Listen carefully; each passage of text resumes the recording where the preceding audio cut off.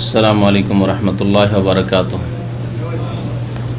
बिस्मिल्लाहिर रहमानिर रहीम। अल्हम्दुलिल्लाहि रब्बिल आलमीन वस्सलातु वस्सलामु अला सय्यिदिल मुरसलीन नबीना मुहम्मद व अला आलिहि व सहबिहि अजमाइन। अम्मा बाद। यक़ूलुल मुअल्लिफ़ु रहमहुल्लाहु तआला बाबुन मिनल ईमान बिल्लाह अस्सब्रु अला अक़दारिल्लाह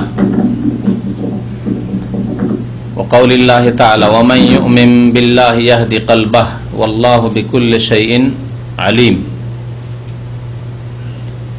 क़ाला अलक़मा हुवा अर्रजुल तुसीबुहुल मुसीबह फयअलमु अन्नहा मिन इंदिल्लाह फयर्दा व युसल्लिम। वफ़ी सहीह मुस्लिमिन अन अबी हुरैरह रज़ियल्लाहु अन्हु अन्ना रसूलल्लाह सल्लल्लाहु अलैहि वसल्लम क़ाल इस्नतानि फ़िन्नास हुमा बिहिमा कुफ़्र अत्तानु फ़िन्नसब वन्नियाहतु अलल मय्यित वलहुमा अन इब्न मसऊद मरफ़ूआ लैसा मिन्ना मन दरबल खुदूदा व शक्कल जुयूबा व दअा बिदअवल जाहिलिय्या। वअन अनस रज़ियल्लाहु अन्हु अन्ना रसूलल्लाह सल्लल्लाहु अलैहि वसल्लम क़ाल इज़ा अरादल्लाहु बिअब्दिहिल खैरा अज्जल लहुल उक़ूबता फ़िद दुनिया व इज़ा अरादा बिअब्दिहि शर्र अमसका अन्हु बिज़ंबिहि हत्ता युआफ़िया बिहि यौमल क़ियामह। वक़ाल सल्लल्लाहु अलैहि वसल्लम इन्ना इज़मल जज़ाइ मा इज़मिल बला व इन्नल्लाह तआला इज़ा अहब्ब कौमन इब्तलाहुम फमन रज़िया फलहु रिज़ा वमन सखिता फलाहु सखत। हसनाहु तिरमिज़ी। মহান আল্লাহর সমস্ত প্রশংসা, দরুদ ও সালাম নাযিল হোক প্রিয় নবী মুহাম্মদুর রাসূলুল্লাহ সাল্লাল্লাহু আলাইহি সাল্লামের উপর। আল্লাহুম্মা সাল্লি আলাইহি আল্লাহুম্মা বারিক আলাইহি। আজকের দর্সের বিষয়বস্তু হচ্ছে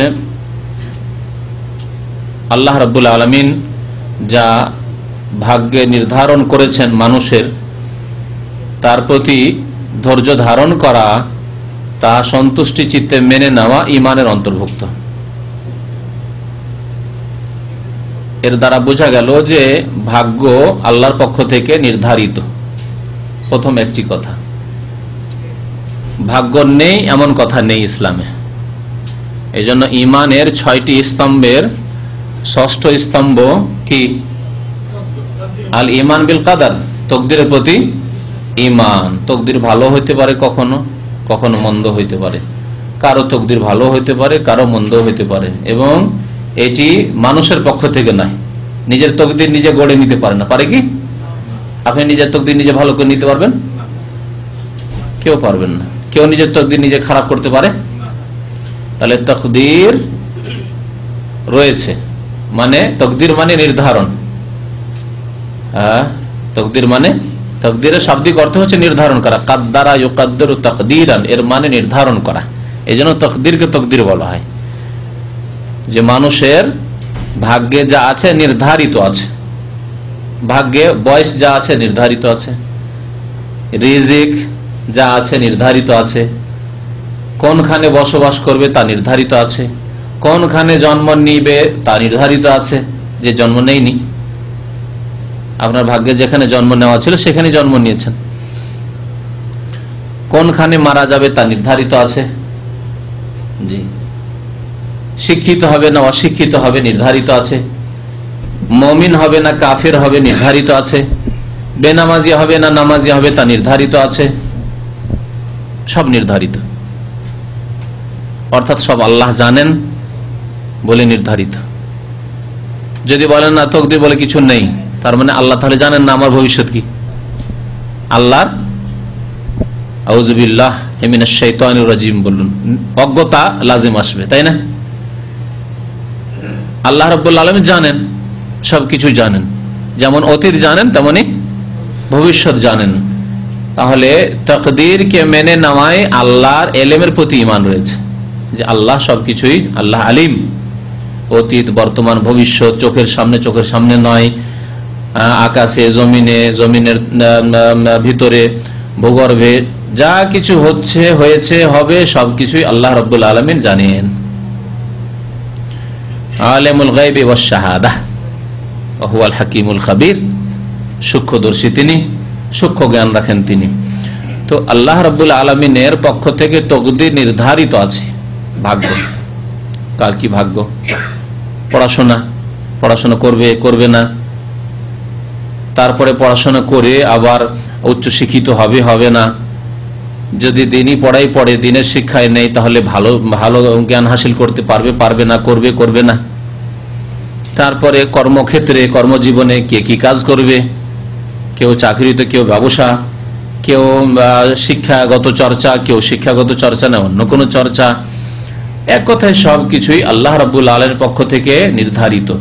তাকদীর সম্পর্কে আরবিতে দুইটি শব্দ ব্যবহার করা হয়, একটি হচ্ছে কাদা এবং একটি কাদার। কাদা এবং কাদার, আমাদের দেশের মানুষরা শুধু তকদির শব্দটি ব্যবহার করি, একটি শব্দ ব্যবহার করি, কাদার থেকে তাকদীর। কাদার মানে নির্ধারণ, তাই না? তাকদীর মানে নির্ধারণ করা, আল্লাহ যা নির্ধারণ করেছেন। আর কাদা মানে আল্লাহর ফয়সালা, কাদা মানে ফয়সালা। এই জন্য কাজীকে, বিচারপতিকে কি বলে? কাজী বলে না? কাজী। তো কাদা মানে ফয়সালা, তাহলে আল্লাহর পক্ষ থেকে ফয়সালা যা হয়েছে তা নির্ধারিত হয়েছে। এই হচ্ছে কাজা এবং কাদরের অর্থ। তাকদীর সম্পর্কে বিস্তারিত যদি জানতে হয় তাহলে এই সম্পর্কে একটি বক্তব্য আছে, মঙ্গলবারের বক্তব্য ঈমান বিল কাদার, যে ঈমানের ষষ্ঠ পিলার, সে সম্পর্কে বিস্তারিত একটি আলোচনা আছে। যারা এর বেশি অতিরিক্ত জানতে চান তাকদীর সম্পর্কে, সেই ক্যাসেটটি বাংলা ভাষায় উপকৃত হতে পারবেন। তাছাড়া তাকদীরের উপর যেসব কিতাব লেখা হয়েছে সেগুলি যদি পান তা থেকেও উপকৃত হতে পারবেন। তাকদীরের প্রতি ঈমান, এটি হচ্ছে ঈমানের একটি পিলার। তাহলে তাকদীর আল্লাহর পক্ষ থেকে নির্ধারিত, সেটি হচ্ছে আল্লাহর ফয়সালা, তাই হচ্ছে আল্লাহর কাজা। আল্লাহর ফয়সালা হিসাবে হয়েছে, আল্লাহর ফয়সালার বিরুদ্ধে কিছু হয় না, হতে পারে না। এবং আল্লাহর নির্ধারণ, আল্লাহর নির্ধারণের বিরুদ্ধে কিছু হয় না। আর এই তাকদীর ভালো হতে পারে, মন্দ হতে পারে। আপনার অনুকূলে পেয়ে খুশি হলেন, এটি হতে পারে। আর এমনও তাকদীর হতে পারে যা যখন হয় তখন আপনি কষ্ট পান, মুসিবত, দুঃখ, হ্যাঁ, এইরকম তাকদীর, কষ্টদায়ক তাকদীরও হতে পারে। তাহলে সুখের তাকদীর হলে তো সবাই খুশি। ভালো তাকদীর যদি হয়, সুখের তাকদীর যদি দেখতে পারেন, ভাগ্য খুব ভালো, তাহলে তো সবাই খুশি, কেউ সন্তুষ্ট হবে। তাহলে অসন্তুষ্টির ব্যাপার কোথায় আসে? এক শ্রেণীর লোকদের পক্ষ থেকে, যখন তাকদীর খারাপ হয়। এই জন্য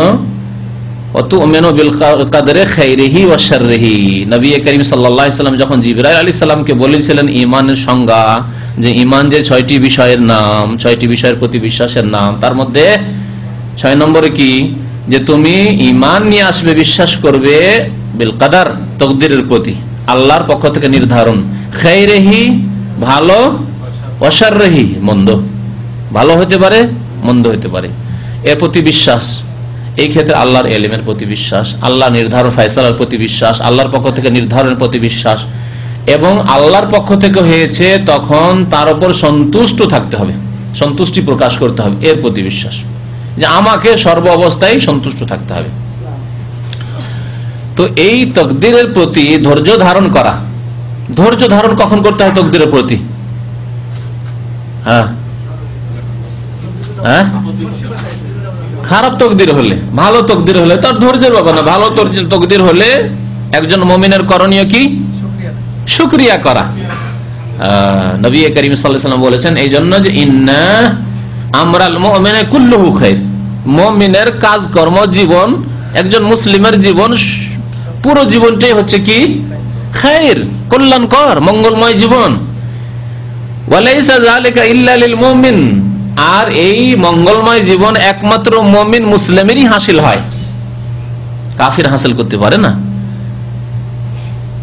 নামধারী মুমিন, নামধারী মুসলিম হাসিল করতে পারে না। যে সত্যি সত্যি মুমিন, সে এই স্বাদটি পায়। ওয়ালাইসা যালিকা ইল্লা লিল মুমিন, মুমিনই সেই মঙ্গলময় সুখের জীবন হাসিল করতে পারে। কেমন করে? ইন আসাবাহু সাররা, যদি সুখ হয়, তার খুব সুখের জীবন, আর্থিক সুখ, দৈহিক সুখ, মানসিক সুখ, পারিবারিক সুখ, সামাজিক সুখ, সব রকমের সুখ, শাকারা, তাহলে কি করে? শুকরিয়া আদায় করে অন্তর থেকে, আলহামদুলিল্লাহ, কথার দ্বারা আলহামদুলিল্লাহ, এবং অঙ্গ প্রত্যঙ্গ দ্বারা শুকরিয়া। শুকরিয়া এই তিনটি বস্তু দিয়ে হয়, শুধু অন্তর থেকে শুকরিয়া হয় না, বা শুধু জবান থেকে শুকরিয়া হয় না, যে শুকর আলহামদুলিল্লাহ, আমাদের দেশীয় শুকরিয়া, দেশ শুক্রিয়া কেমন, খেয়ে দে শুকুর আলহামদুলিল্লাহ, নামাজ পড়ে না শুকুর আলহামদুলিল্লাহ। আছে না কিছু মুসলমান কথা প্রসঙ্গে শুকুর আলহামদুলিল্লাহ। এই শুকুর আলহামদুলিল্লাহ শুধু কাজে আসবে না, এটি একটি শুকরিয়া, কিন্তু তার আগে অন্তরের শুকরিয়া। কে দিয়েছে আপনাকে? কে দিয়েছে এত সুন্দর খাবার, এত সুন্দর পোশাক, এত সুন্দর জীবন, এত সুন্দর শান্তি, এত সুন্দর চাকরি, এই মানসিক একেবারে শান্তি কে দিয়েছে? অন্তর থেকে। তাহলে শ্রদ্ধাশীল, আলহামদুলিল্লাহ, আল্লাহ আল্লাহ তুমি দান করেছো।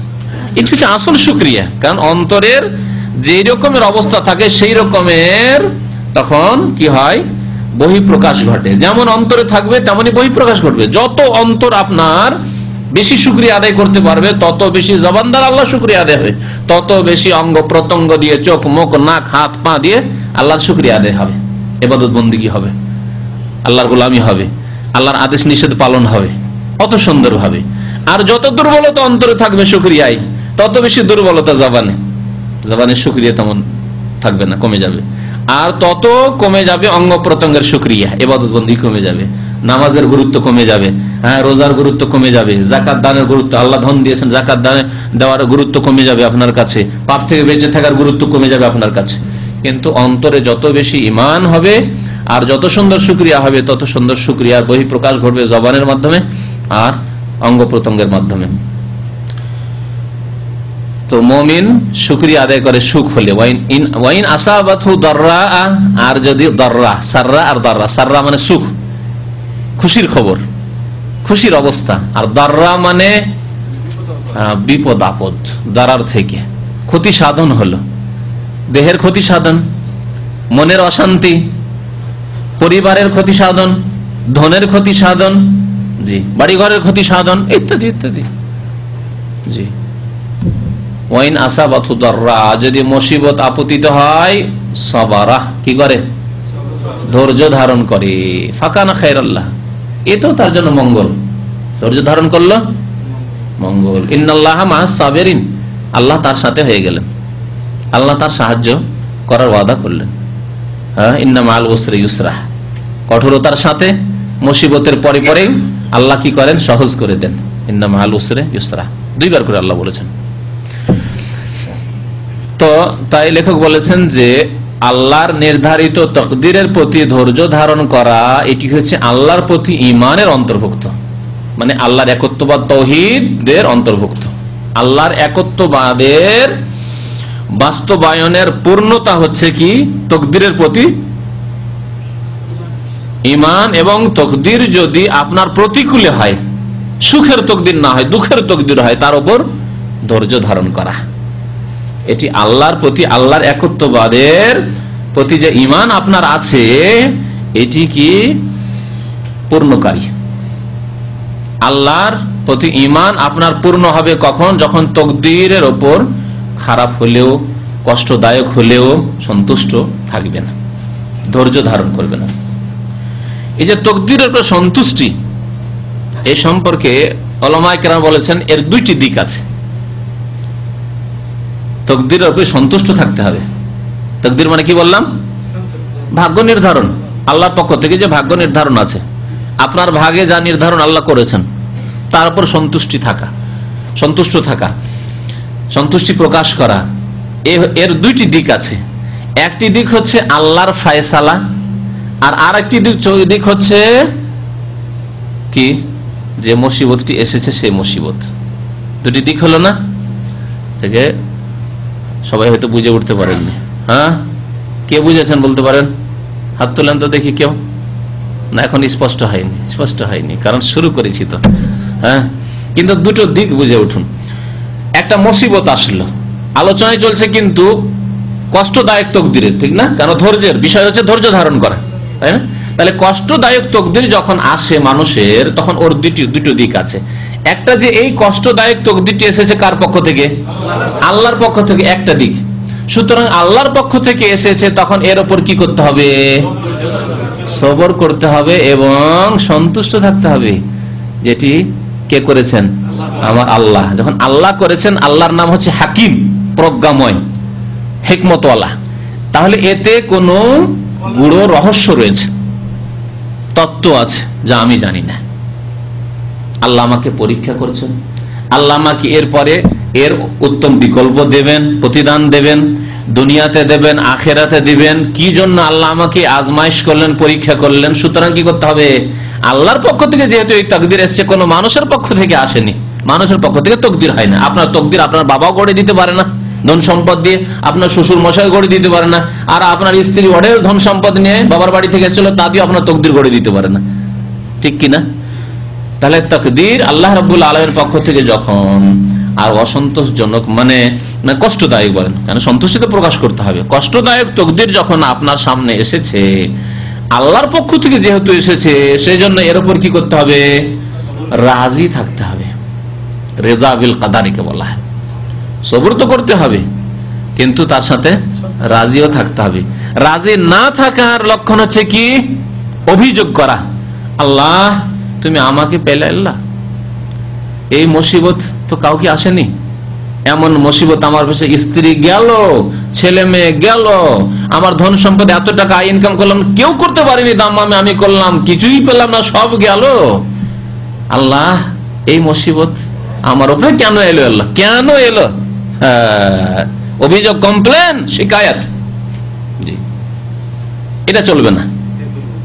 জি এটি হচ্ছে কুফর, দুর্বলতা নাই। কারণ ঈমান বিল কাদার, তাকদীরের প্রতি ঈমান, তাকদীরের উপর সন্তুষ্টি হচ্ছে এটা ঈমান।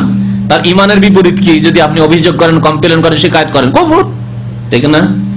এই জন্য তাকদীরের উপর সবর করাকে বলা হয়েছে মিনাল ঈমান বিল্লাহ। এটি আল্লাহর প্রতি ঈমানের অন্তর্ভুক্ত, যে আল্লাহর বিরুদ্ধে অভিযোগ করবেন না। কারণ আপনি ওয়াল্লাহু ইয়ালামু ওয়া আনতুম লা তা'লামুন, আল্লাহ জানেন আর আপনি জানেন না। উদাহরণস্বরূপ আপনাকে একটি উদাহরণ দিই।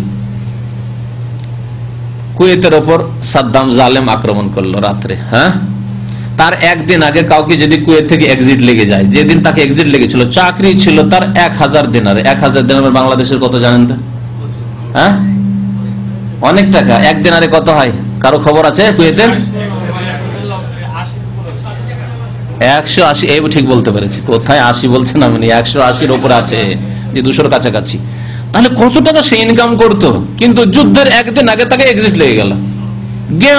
কাঁদতে কাঁদতে, চোখের পানি তার থামে না, এয়ারপোর্টে ঢুকলো, এক্সিট লেগে বালা মুসিবত আসলো। কাঁদতে কাঁদতে ওর চোখের পানি তো শেষ হলো, এখন রক্ত বহা শুরু হলো।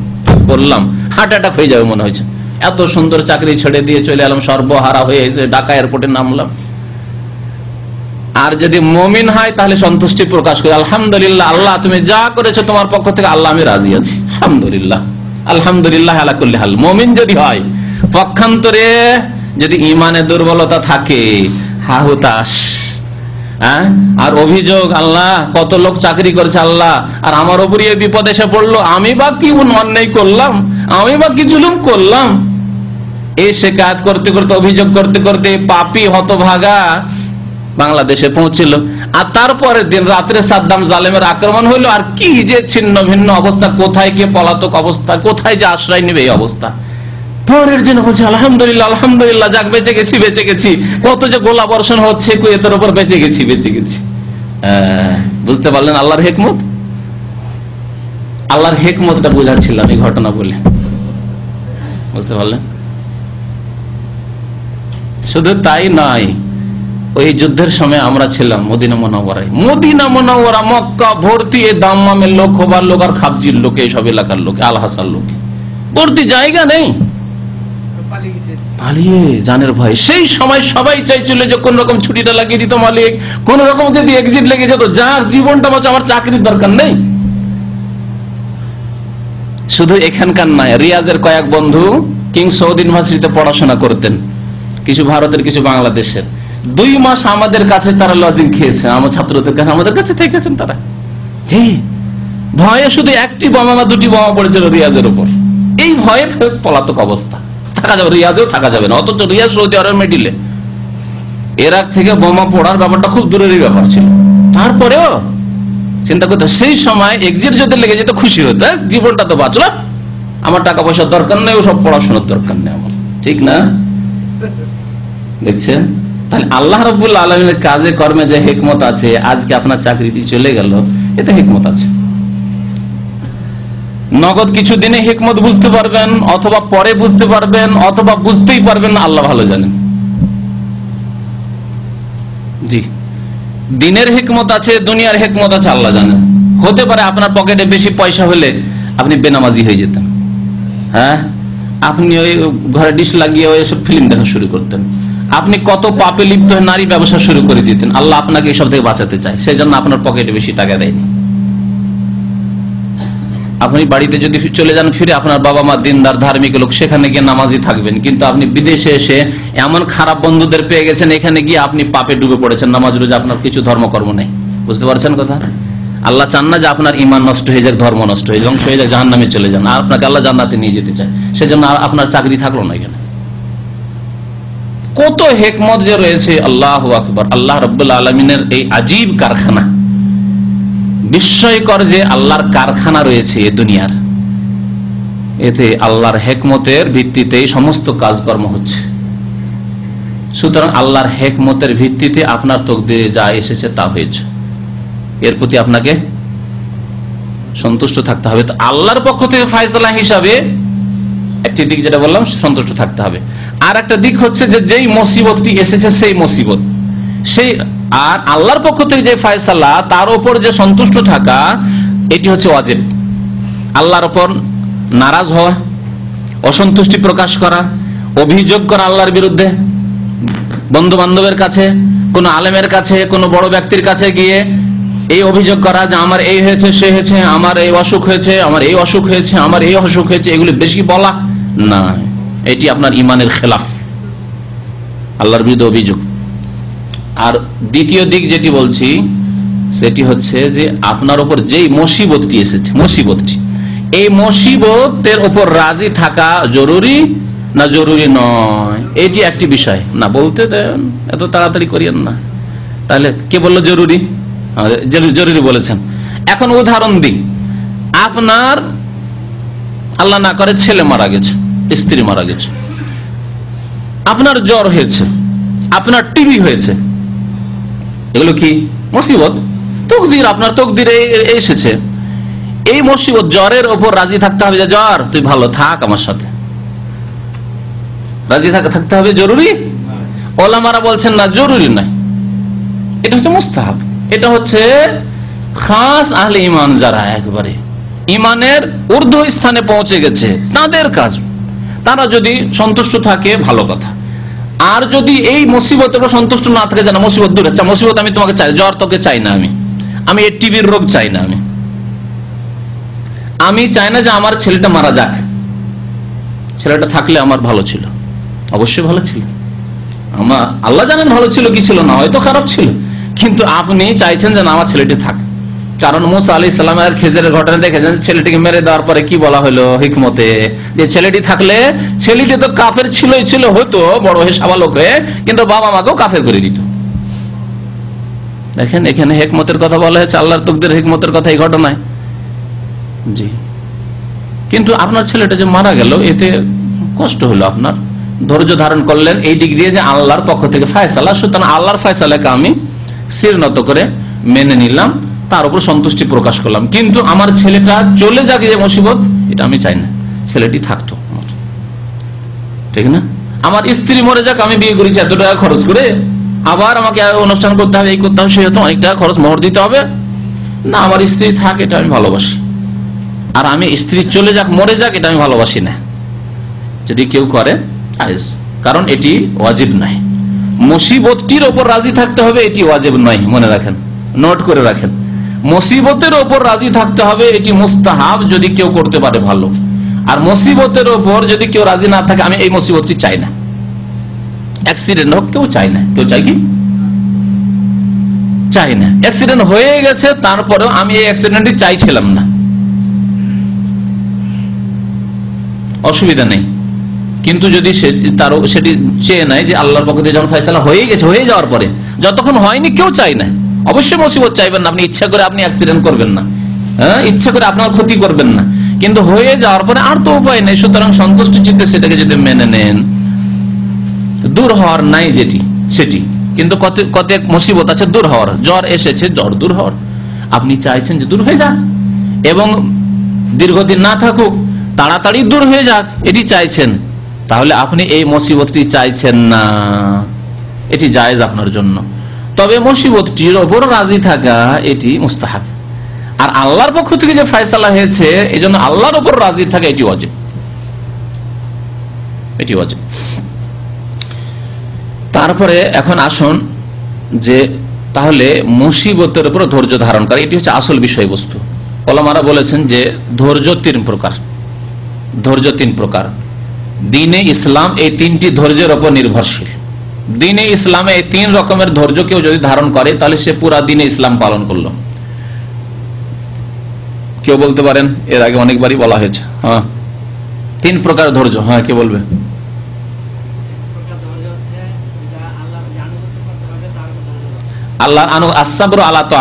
আল্লাহর আনুগত্যের উপর, মানে দ্বীনের উপর অটল থাকতে হবে, এর ধৈর্য ধারণ করা। নামাজের উপর অটল, রোজার উপর অটল, ধার্মিকতার উপর অটল। হ্যাঁ, আপনি যে গুনাহ থেকে বেঁচে থাকবেন অটল। হ্যাঁ, আল্লাহর আনুগত্যের উপর অটল। গুনাহ থেকে বেঁচে থাকার ক্ষেত্রে অটলতা, যতই গুনাহের সুযোগ আসুক গুনাহ করবেন না। একজন যুবক মানুষের সামনে অনেক গুনাহের চান্স আসছে, কিন্তু না, গুনাহ থেকে বেঁচে থাকার ক্ষেত্রে অটল, শক্ত একবারে। কোন শক্তি তাকে গুনাহতে লিপ্ত করতে পারবে না, যতই তাকে প্রলোভন দেওয়া হোক না কেন। এ হচ্ছে আরেক ধৈর্য, পাপ থেকে বেঁচে থাকার, যেমন ইউসুফ আলাইহিস সালামের ধৈর্য। জি।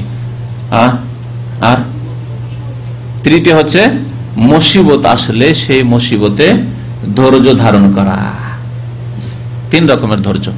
তাহলে ধৈর্য কাকে বলে? ধৈর্যকে আরবিতে কি বলে? সাবর, তাই না? ওয়াতাওয়াসাউ বিল হাক্কি ওয়াতাওয়াসাউ বিস সাবরি। সাবর সম্পর্কে বহু আয়াত রয়েছে। কতটি আয়াত রয়েছে শুনবেন।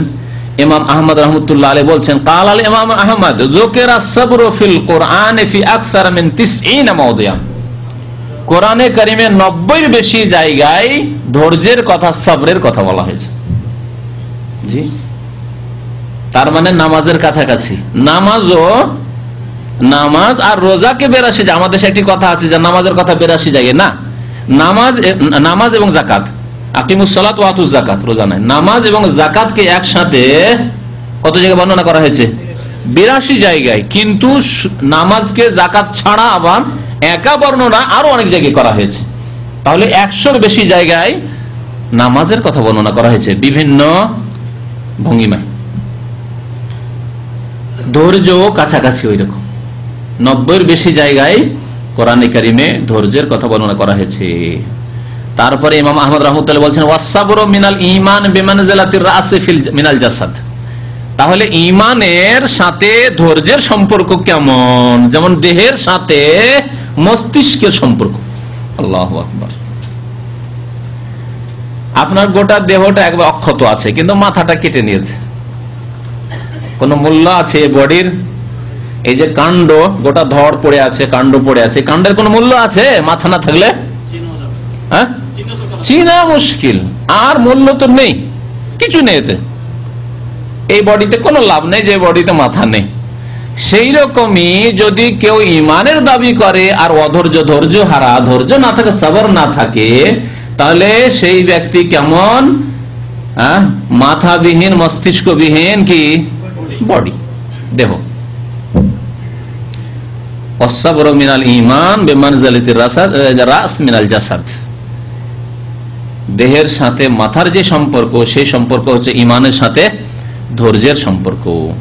লিআন্না মান লা সাবরা লাহু আলা তাআতি ওয়া লা সাবরা লাহু আনিল মাসি ওয়া লা সাবরা লাহু আলা আকদারিল্লাহ ফাইন্নাহু ইয়াফুতু আকসারুল ঈমান। কারণ যে ব্যক্তি এই তিন প্রকার ধৈর্য ধারণ করে না, আল্লাহর আনুগত্যের উপর অটল নয়, আজকে নামাজ পড়ে কালকে পড়ে না, আজকে ফজর পড়লো কালকে পড়লো না, মাঝে মাঝে নামাজ মাঝে মাঝে নেই, একদিন গুনাহ করলো না আরেকদিন আবার গুনাহ করে, একদিন ফিল্ম দেখলো না আরেকদিন দেখে, সপ্তাহে একদিন গান শুনে, সপ্তাহে একদিন ফিল্ম দেখে, হ্যাঁ, সপ্তাহে একদিন পাপ করে, ইত্যাদি ইত্যাদি। কিছুদিন বিড়ি সিগারেট ছেড়ে দিল, আবার শুরু করে দিল, কিছুদিন দাড়ি রেখে দিল, আবার দাড়ি মুন্ডিয়ে নিল। তো এইরকম যাদের জীবন, তাদের আল্লাহর দ্বীনের উপর অটলতা নেই, পাপ থেকে বেঁচে থাকার ক্ষেত্রে ধৈর্য নেই, অটলতা নেই, এবং মুসিবতের উপরও ধৈর্য ধারণ নেই। তাহলে তিন রকমের ধৈর্যই হচ্ছে, ইমাম আহমদ বলছেন কি, এটি হচ্ছে দ্বীন আর যার মধ্যে এই তিন রকমের ধৈর্য না থাকবে ইয়াফুতু আকসারুল ঈমান, তাহলে ঈমানের অধিকাংশ অংশই তার হাতছাড়া হয়ে যাবে, ঈমানের অধিকাংশ অংশই হাতছাড়া হয়ে যাবে। এখন সবর কাকে বলে, ধৈর্য কাকে বলে শরীয়তের ভাষায়? তিনটি বিষয়ের নাম ধৈর্য। ধৈর্য হচ্ছে তিনটি বিষয়ের নাম, নোট করে রাখবেন। একটি হচ্ছে, প্রথম শাব্দিক অর্থ বলে দিই ধৈর্যের, তাহলে সংজ্ঞাটা পূর্ণ হবে। সাবর এর আবিধানিক অর্থ মানে ডিকশনারিতে আরবি ভাষা সাবর, সাবর মানে হচ্ছে বেঁধে রাখা বা আবদ্ধ রাখা, কোনো কিছুকে বেঁধে রাখা বা আবদ্ধ রাখা, এর নাম হচ্ছে সাবর। সাবর মানে হচ্ছে হাবস, হাবস বলে জেলখানাকে, হাবস বলে খাঁচা, এই যে পাখির খাঁচা আছে না, পিঞ্জিরা খাঁচা, এই খাঁচাকে হাবস বলে। তাই ছোট্টকালে আমরা যখন প্রথম ক্লাসে পড়তাম মাদ্রাসার, তখন প্রথম যে আরবি সাহিত্য শুরু করেছিলাম, ওতে একটি কবিতা পড়েছে আল হাবসু লাইসা মাযহাবি, এটা টিয়া পাখিকে খাঁচায় আবদ্ধ করে দিয়েছে। তখন টিয়া পাখি কথা বলছে আর বলছে আল হাবসু লাইসা মাযহাবি। হাবস মানে এখানে কি বললাম, সাবর মানে হাবস, জেলখানা। সে বলছে এই যে জেলখানা, এই খাঁচার জেলখানা, লাইসা মাযহাবি, এটি আমি আমার বসবাসের স্থান না, আমি এটি পছন্দ করি না।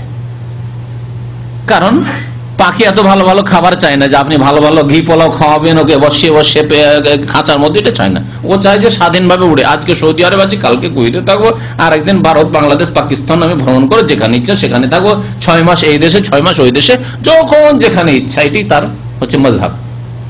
আল হাবসু লাইসা মাযহাবি, এটি আমার মযহাব নাই, বুঝতে পারলেন? তাহলে সবর মানে হচ্ছে কি হাবস, বেঁধে রাখা বা আবদ্ধ রাখা। তাহলে একজন মুমিনকে সবর করতে হলে কি করতে হবে? নাফসকে আল্লাহর তাআত আনুগত্যের উপর আবদ্ধ রাখতে হবে, গুনাহ থেকে বেঁধে রাখতে হবে। গুনাহ করা চলবে না, সাবধান। মন চাইছে গুনাহ করতে, খবরদার, গুনাহ করা যাবে না। তুই মুমিন মুসলিম, জবাবদেহি করতে হবে, হিসাব লাগবে। জি, আল্লাহর গজব আসবে।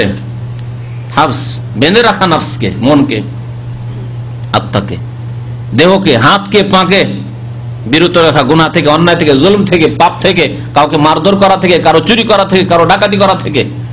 জি, সবগুলি হাবস। এটা মোবাইল পড়ে আছে, উঠিয়ে ঘুষ করে পকেটে ভরে না, চলে গেল।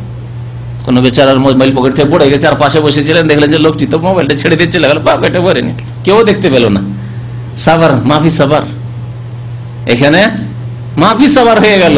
সাবার হইল হাবস, নিজেকে বেঁধে রাখা। আপনি হাতকে বেঁধে রাখলেন না, হাতটা মোবাইলটা নিয়ে পকেটে ঢুকাই নিলাম, সাবার করলেন না আপনি পাপ থেকে। এটি হচ্ছে পাপ থেকে সাবার করা।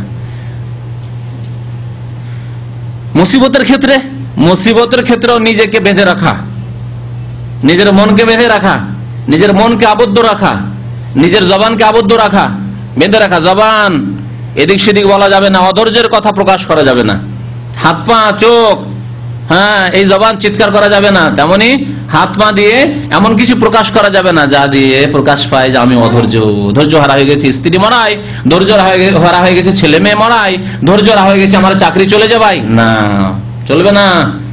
হাবস, রুকে রাখা, নিজের হাতকে থেমে রাখা, নিজের অঙ্গ প্রত্যঙ্গকে থেমে রাখা, নিজের জবানকে থেমে রাখা, নিজের মনকে থেমে রাখা, এর নাম হচ্ছে ধৈর্য। তাহলে শাব্দিক অর্থ বুঝতে পারলেন যে আস-সাবর মানে কি করা? বেঁধে রাখা বা আবদ্ধ রাখা। শরীয়তের ভাষায়, শরীয়তের ভাষায় এখন শুনেন, তিনটি বিষয়ের নাম হচ্ছে ধৈর্য। হাবসুল লিসান আনিত তাশাক্কি, জবানকে বেঁধে রাখা, জবানকে থেমে রাখা। হাবস কি থেকে? শিকায়াত থেকে, কমপ্লেন থেকে, অভিযোগ থেকে। জবান মুসিবত এসেছে, জবান না খোলা। জবানে কি বলতে হবে? যেমন নবী করিম সাল্লাল্লাহু আলাইহি সাল্লাম বলেছেন, তার প্রিয় ছেলে ইব্রাহিম রাদিয়াল্লাহু তাআলা আনহু যখন ইন্তেকাল করলেন, ইব্রাহিম আল্লাহ রাসূল একটি ছেলে, মারিয়া রাদিয়াল্লাহু তাআলা আনহার ঘরে যখন ইন্তেকাল করলেন, একটু বড় হয়ে গেছিলেন, হাঁটতে পারতেন ছেলে, খুব আশা করেছেন আমার এই ছেলেটি থাকবে, বড় আশা বুকে নবী করিম সাল্লাল্লাহু আলাইহি সাল্লামের মানুষ হিসাবে আশা থাকবে একটি ছেলে আমার থাক। আহা, যখন ইন্তেকাল করে গেল, তখন নবী করিম সাল্লাল্লাহু আলাইহি ওয়াসাল্লাম কি বলেছেন, ইন্না লিল্লাহি ওয়া ইন্না ইলাইহি রাজিউন। আর বলেছেন ইন্না লিল্লাহি মা আখাযা, যা আল্লাহ নিয়ে নিয়েছেন তা কার? আল্লাহর। ওয়ালাহু মা আতা, আর যা দিয়েছেন তাও আল্লাহর। হ্যাঁ, ওয়া কুল্লু শাইইন ইনদাহু বিআজালিন মুসাম্মা, আর সবকিছুর সময় নির্ধারিত রয়েছে, তকদির নির্ধারিত। বয়স শেষ হয়ে গেছে আমার ইব্রাহিমের। ওয়ালা নাকুলু ইল্লা মা ইউরদি রাব্বানা, এই কথাটি ওয়ালা নাকুলু, এমন কোন কথা জবান দিয়ে উচ্চারণ করব না, বলবো না যেই কথায় আল্লাহ অসন্তুষ্ট হয়, বরং সেই কথাই বলবো যা দ্বারা আল্লাহ সন্তুষ্ট হন, খুশি হন। ওয়ালা নাকুলু, সেই কথাই একমাত্র বলবো, মা ইউরদি রাব্বানা, যা আমাদের রবকে রাজি করে। বাস, শিকায়ত না, কমপ্লেন। আল্লাহ তুই আমার ছেলে, কত কার 10টা ছেলে আছে, তার একটিও মরেনি, আর আমার একটি ছেলে তাই গেল, এই কথা বলবো না, এই কথা বলবো না। ওয়ালা নাকুলু ইল্লা মা ইউরদি রাব্বানা। তারপরে শেষখানে বলছেন কিন্তু অন্তরে ব্যথা তো আছে, এই জুদাইতে, পৃথকতায়। ওয়া ইন্না আলা ফিরাকিকা ইয়া ইব্রাহিম লামাহজুনুন, তবে ইব্রাহিম তুমি যে আমাদের থেকে জুদা হয়ে গেলে, তুমি আমাদের থেকে পৃথক হয়ে তুমি পাড়ি দিলে আখিরাতে, এতে আমরা খুব শোকার্ত, শোকার্ত, লামাহজুনুন। কিন্তু জবানকে কন্ট্রোল রাখো, এতটুকু আল্লাহ বলতে বলেছেন তাই বললাম, এতটুকু বলতে বলেছেন তাই বললাম। ইন্নাল আইনা তাদমা, চোখ দিয়ে অশ্রু প্রবাহিত হতে পারে, জায়েজ। জি। ওয়াল কালবু ইয়াহজান, এবং অন্তরে ব্যথা হতে পারে, শোকের, কষ্টের, দুঃখের, অন্তর দুঃখিত হতে পারে, শোকার্ত হতে পারে। ওয়াল কালবু ইয়াহজান ওয়াল আইনু তাদমা, চোখে পানি আসবে, অশ্রু প্রবাহিত হবে। কিন্তু জবানকে আমরা থেমে রাখবো, কন্ট্রোল করে রাখবো। ওয়ালা নাকুলু ইল্লা মা ইউরদি রাব্বানা ওয়া ইন্না আলা ফিরাকিকা ইয়া ইব্রাহিম লামাহজুনুন। এই হচ্ছে নবী করিম সাল্লাল্লাহু আলাইহি সাল্লামের পক্ষ থেকে এতটুকু, এর বেশি আল্লাহ, হায় আমি কেমন করে বাঁচবো, আমার ছেলে নেই, তা আমি আর কি করে বাঁচবো, লাভ কি এই জীবনে, যার ছেলে মেয়ে নেই, লাভ কি, বেকার জীবন। না, কমপ্লেন, অভিযোগ। আল্লাহর হিকমতে আপনাকে দেননি আল্লাহ রাব্বুল আলামিন, কাউকে আল্লাহ তার হিকমতে বেশি দিয়েছেন ছেলে, কাউকে আল্লাহর উপরে শুধু মেয়ে দিয়েছেন, আল্লাহর হিকমতে। আল্লাহু ইয়ালামু ওয়া আনতুম লা তা'লামুন, আল্লাহ সম্যক জ্ঞানী, সবকিছু জানেন, তুমি জানো না বান্দা। তো বলছিলাম যে সবর শরীয়তের ভাষায় বা সবরের সংজ্ঞা হচ্ছে 3টি জিনিসের সমষ্টির নাম। একটি হচ্ছে হাবসুল লিসান আনিত তাশাক্কি, অভিযোগ, কমপ্লেন থেকে জবানকে থেমে রাখা। ও হাবসুল কালবি আনিত তাসাখুত, আর অন্তরকে, হৃদয়কে অসন্তুষ্টি থেকে থেমে রাখা। যে অন্তর অসন্তুষ্ট হলে চলবে না, আল্লাহ দিয়েছিলেন ছেলে নিয়ে নিলেন, আল্লাহ স্ত্রী দিয়েছিলেন নিয়ে নিলেন, আল্লাহ ধন দিয়েছিলেন নিয়ে নিলেন, আল্লাহ গাড়ি দিয়েছিলেন নিয়ে নিলেন, অ্যাক্সিডেন্ট হয়ে গেল, আল্লাহ যা কিছু দিয়েছিলেন নিয়ে নিলেন, আল্লাহ হাত দিয়েছিলেন নিয়ে নিলেন, আল্লাহ চোখ দিয়েছিলেন, দৃষ্টি শক্তি দিলেন, কেড়ে নিলেন। জি, তাহলে অসন্তুষ্টি প্রকাশ করতে হবে না, তা থেকে অন্তরকে কি করতে হবে, বাঁচিয়ে রাখতে হবে। ওয়া হাবসুল জাওয়ারিহ আন ইজহারিস সাখাতি, এবং অঙ্গ প্রত্যঙ্গকে, মাথা থেকে পা পর্যন্ত যত অঙ্গ প্রত্যঙ্গ আছে সবকিছু, হাত পা, হ্যাঁ, সবগুলিকে কি করতে হবে, অসন্তুষ্টি প্রকাশ থেকে, অসন্তুষ্টি প্রকাশ করে অঙ্গ প্রত্যঙ্গ। কেমন করে প্রকাশ করে পরে বলছি, আপনাদেরকে জিজ্ঞাসা করবো। মনে করেন সবাই যে কেমন করে অঙ্গ প্রত্যঙ্গ কেমন করে অসন্তুষ্টি প্রকাশ করে, জবান তো প্রকাশ করে, আমার ভাগ্য খারাপ, হাই কি হলো, হাই কি হলো, বাপরে আর মারে, মা গো আর বাপ গো, এগুলি জবান দ্বারা তাহলে অসন্তুষ্টি প্রকাশ। আর অঙ্গ প্রত্যঙ্গ দিয়ে, হাত পা দিয়ে কেমন করে কি হয়, অসন্তুষ্টি প্রকাশ হয়, একটু পরে জিজ্ঞেস করবো, শুধু সবাই মনে করেন এখন কি বলবেন। 3 নম্বরে কি বলছেন, সবর ধৈর্যের সংজ্ঞায় যে অঙ্গ প্রত্যঙ্গকে অসন্তুষ্টি প্রকাশ থেকে থামিয়ে রাখা, বিরত রাখা, বিরত রাখা। তাহলে অঙ্গ প্রত্যঙ্গকে অসন্তুষ্টি প্রকাশ থেকে বিরত রাখতে হবে। কেমন করে রাখবেন? কার জীবনে মুসিবত এসেছে বলুন তো, একজন কেউ যে ছেলে মারা গেছে বা মেয়ে মারা গেছে বা স্ত্রী মারা গেছে, এরকম কেউ আছেন এখানে? কেউ আছেন? মাশাআল্লাহ, মাশাআল্লাহ, কারো ছেলে মেয়ে মারা যায়নি, তো আল্লাহর খাস রহমত। হ্যাঁ, আছেন? আলহামদুলিল্লাহ, বলুন আলহামদুলিল্লাহ আলা কুল্লি হাল। আল্লাহুম্মা আজরনি ফি মুসিবাতি ওয়া আখলুফ লি খায়রাম মিনহা। বলেন তো, বলেন, আপনি বলেন এখন তাহলে, বা অন্য কেউ বলবে যে অঙ্গ প্রত্যঙ্গ দ্বারা অসন্তুষ্টি প্রকাশ পায়, যা থেকে অঙ্গ প্রত্যঙ্গকে কি রাখতে হবে, বিরত রাখতে হবে। আমি অসন্তুষ্টি প্রকাশ করব না হাত দিয়ে, পা দিয়ে, চোখ দিয়ে, হ্যাঁ হ্যাঁ, কান দিয়ে, হ্যাঁ কি করা, মাথায়, হ্যাঁ মাশাআল্লাহ একটি কথা বলতে পেরেছে। একটি হাদিস যদি মনে থাকে তো অনেকটাই প্রশ্নের উত্তর এগিয়ে যাবে। প্রিয় নবী মুহাম্মদুর রাসূলুল্লাহ সাল্লাল্লাহু আলাইহি ওয়াসাল্লাম বলেছেন, লাইসা মিন্না, আমার উম্মতের ওই লোকেরা নয় যাদের উপর মুসিবত আসলে কি করে, মান শাক্কাল হ্যাঁ জয়ুবা, মান দারাবাল খুদুদা ওয়া শাক্কাল জয়ুবা। প্রথম হচ্ছে মান দারাবাল খুদুদা, যারা গাল চাপড়ায়, গন্ডদেশ চাপড়ায়, গালে মারে, বুকে মারে। দেখেছেন রাফেজিদেরকে 1400 বছর পরেও তারা বুক চাপড়াচ্ছে কেন? তারা যে চোর, চোরকে তো তার সাফাই প্রকাশ করতে হলে কেন খুন করেছে হোসেন রাদিয়াল্লাহু তাআলা কই কুফাবাসীরাই, সুতরাং তাদেরকে তো সাফাই ঝাড়তে হবে কিয়ামত পর্যন্ত, যাতে করে কেউ না বলে যে এই খুনি, হ্যাঁ মাছি মারার মশলা জিজ্ঞেস করতে এসে আর তোমরাই তো খুন করেছো। আব্দুল্লাহ বিন ওমর রাদিয়াল্লাহু তাআলা বলেছেন তাদেরকে। অথচ নবী করিম সাল্লাল্লাহু আলাইহি ওয়াসাল্লাম বলেছে 3 দিনের বেশি কারো শোক প্রকাশ করা, শোক করা যাবে না। আর ধৈর্য ধারণ, শোকের উপর তারপরে ধৈর্য ধারণ করতে হবে, ধৈর্য ধারণ করতে হবে অঙ্গ প্রত্যঙ্গ দিয়ে। তো অঙ্গ প্রত্যঙ্গ দিয়ে অধৈর্যতা প্রকাশ পায় কখন? যখন গাল চাপড়ায়, দারাবাল খুদুদ। জাহিলিয়াতের যুগে, ইসলাম আসার পূর্বে যখন কারো কে আপনজন মারা যেত তখন কি করত? নিজেরা তো গাল চাপড়াইতো, বুক চাপড়াইতো, বুকে মারতো, গালে মারতো, এই তো করতোই, কিন্তু হায়ার করে নিয়ে আসতো। হায়ার করা বুঝেন তো, প্লেয়ার হায়ার করে নিয়ে আসে না?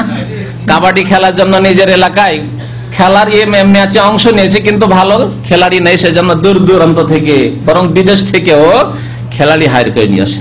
আমার এলাকায় একবার ছোটকালে, আমার ছোট মনে পড়েছে, কাবাডি খেলা ছিল, এই ফাইনালের বার ওই রাজশাহী থেকে হায়ার করে নিয়ে আসলো প্লেয়ার। আর হায়ার করে নিয়ে আসা প্লেয়ারও ছিল এরকম, শুধু আছাড় দেয়, মনে হচ্ছে পায়ের কাছেই থেকে যায় যারা তাদের প্রতিপক্ষ যারা খেলা করে। তো এই যে হায়ার করা, জাহিলিয়াতের যুগে এরকম শোক মাতম করার জন্য, বুক চাপড়ার জন্য, আর গালে তামাচা মারার জন্য, চড় মারার জন্য কি করত? হায়ার করে নিয়ে আসতো।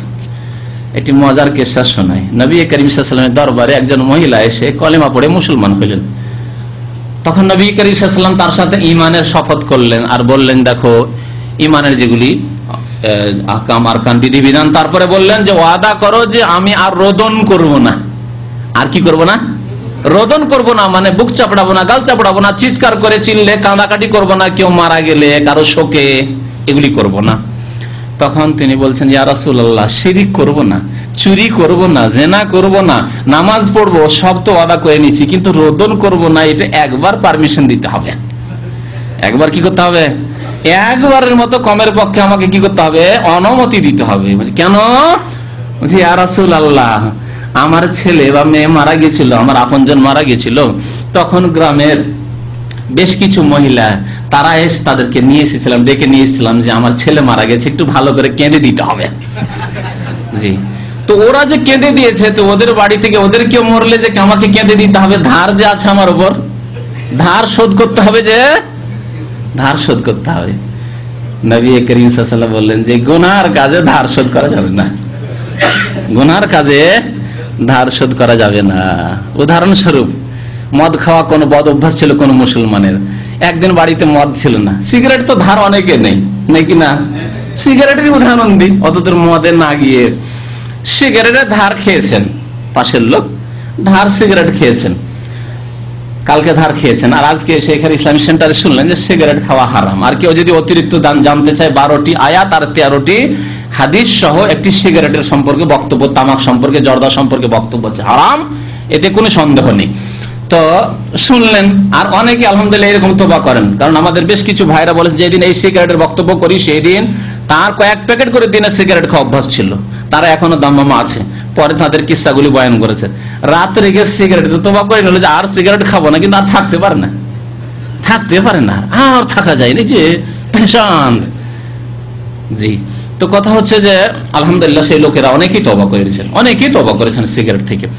তো আজকে আলহামদুলিল্লাহ সিগারেট হারাম এই কথা শুনলেন, কিন্তু একটা ধার খেয়েছেন, যে ধার খেয়ে এসছেন, যে কালকে ধার খেয়েছিলেন সিগারেট, রাত্রে সিগারেট ছিল না আপনার বিছানায় বাসায়, এখন কি করবেন? ধার শোধ করতে হবে। আজকে গিয়ে বাকালে গিয়ে সিগারেট কিনবেন, কেনার পরে কালকে যে তোমার ধার খেয়েছিলাম, না আমি তো সিগারেট খাবো না, কিন্তু তোমার ধার শোধ করার জন্য সিগারেটের প্যাকেটটা কিনলাম, চলবে? চলবে না। নবী করিম সাল্লাল্লাহু আলাইহি ওয়াসাল্লাম বলেন, না, এইসব গুনার কাজে কোন রকমের এইসব সাহায্য সহযোগিতা চলবে না, চলবে না। তো এইরকম ভাড়াইটা লোক, নারী পুরুষ, বিশেষ করে মহিলারা ভাড়াইটা হয়ে রোদন করার জন্য, বুক চাপড়াবার জন্য, গালে থাবা মারার জন্য আর শোক প্রকাশের জন্য জাহিলিয়াতের যুগে আসতো। মুসলমান হওয়ার পরে এরকম বদ অভ্যাস থেকে যেতে পারে। যেমন ভারত উপমহাদেশে হিন্দু থেকে অনেকেই মুসলমান হয়েছেন। আমরা অধিকাংশ মানুষই আমরা হিন্দু থেকে মুসলমান হয়েছি। এতে অস্পষ্টতার কিছু নেই যে আমাদের পূর্বপুরুষ কোন এককালে 500 বছর, 700 বছর, 1000 বছরই হোক না কেন, 200 বছর, 300 বছর, বিভিন্ন রকম রয়েছে, বিভিন্ন গোত্রের, বিভিন্ন জাতির, বিভিন্ন এলাকার লোকের এককালে পূর্বপুরুষ হিন্দু ছিল, মুসলমান হয়েছে। মুসলমান হওয়ার পরে অনেক হিন্দুয়ানি চালচলন, কুপ্রথা এখনো মুসলিমদের সমাজে বিদ্যমান, মুসলিম পরিবারে বিদ্যমান। বৃহস্পতিবারে ভিক্ষা দিবে না, রাতের অন্ধকারে ধার দেবে না, আছে না নেই অনেক জায়গায়। তারপরে যৌতুক নেওয়া, পণ নেওয়া বিবাহ শাদীতে, তারপরে দুর্গা পূজা ছেড়ে দিয়ে দরগা পূজা, এসব পূজা। দুর্গার পূজা তো ছেড়ে দিল, দশরা পূজা ছাড়লো, কিন্তু দরগা শরীফের পূজা ছাড়লো না, ওইদিকে যেয়ে একটু চেঞ্জ করে দিল। শিরিক থেকে গেল। এইরকম হিন্দুদের কুপ্রথা অনেক থেকে গেছে আমাদের জীবনের বিভিন্ন ক্ষেত্রে। তো কি বলছিলাম, ফিরে আসছি, যে অঙ্গ প্রত্যঙ্গের দ্বারা কি করা হয়? অধৈর্যতা প্রকাশ করা হয়। ধৈর্য যে ধারণ করলেন না, এটা প্রমাণ পেয়ে যায়, প্রকাশ পেয়ে যায় যে আপনি ধৈর্য ধারণ করলেন না। তা একটি হচ্ছে লাইসা মিন্না মান দারাবাল খুদুদা, যারা গালে, মুখমণ্ডলে অথবা বুকে মারে, বুক চাপড়ায়। আর কি করে? ওয়াশাক্কাল জয়ুবা, কাপড় ছিঁড়ে ফেলে,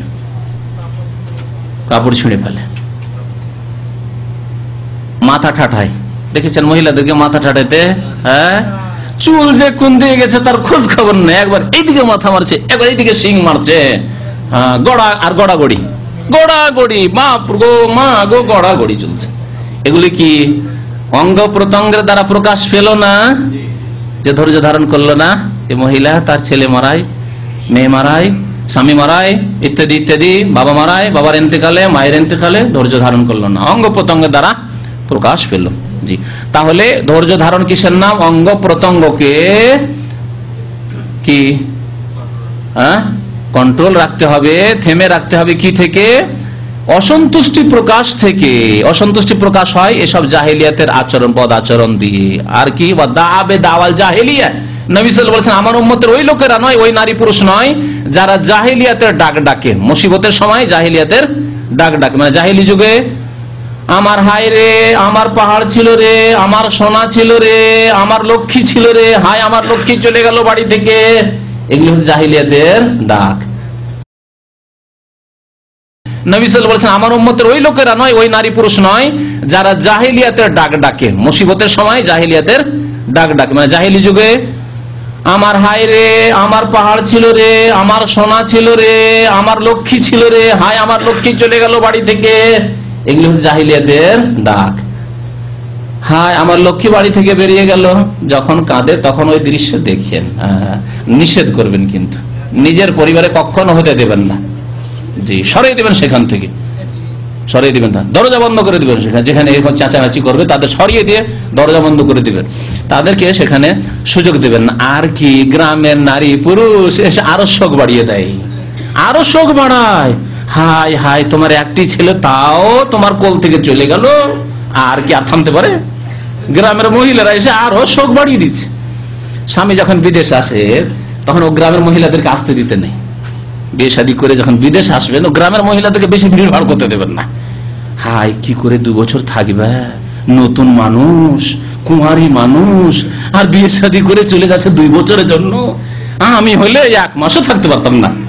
আর ওই সময় কি আর থামতে পারে? আরো শোক বাড়িয়ে দিল। খবরদার, এরকম সুযোগ দিতে হবে না। গ্রামের মহিলারা এইসব ভাড়াইটা মহিলা ভাড়া করে না করে এমনি চলে আসে, ফ্রির ভাড়া, তারা ফ্রি হেল্প করার জন্য চলে আসে, শোক আরো বাড়াবার জন্য, আরো শোক বাড়িয়ে দেয়, ধৈর্য ধারণ করাবে কি।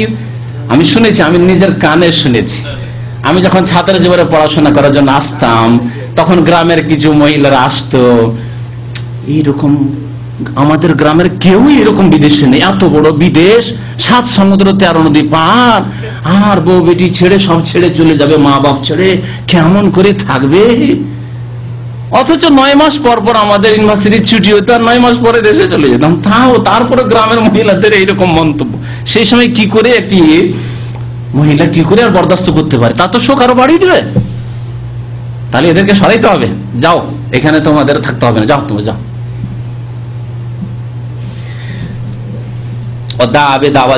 তাহলে জাহিলিয়াতের ডাক ডাকা বালা মুসিবতের সময় এ হচ্ছে অঙ্গ প্রত্যঙ্গের দ্বারা অধৈর্যতা প্রকাশ করা, ধৈর্য ধারণ না করা। আসল দর্শের দিকে আসেনি, যথেষ্ট সময় হয়ে গেছে।